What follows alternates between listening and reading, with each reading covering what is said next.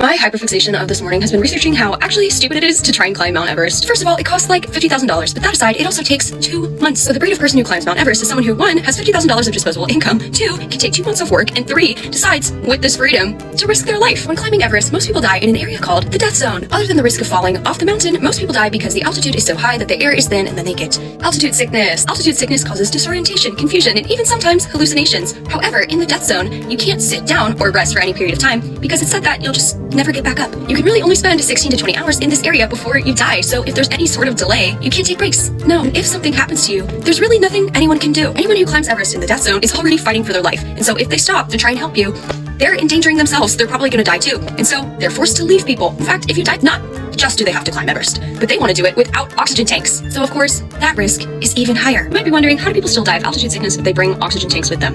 And I'll make a part 2 on that because I just looked it up because I wondered the same thing.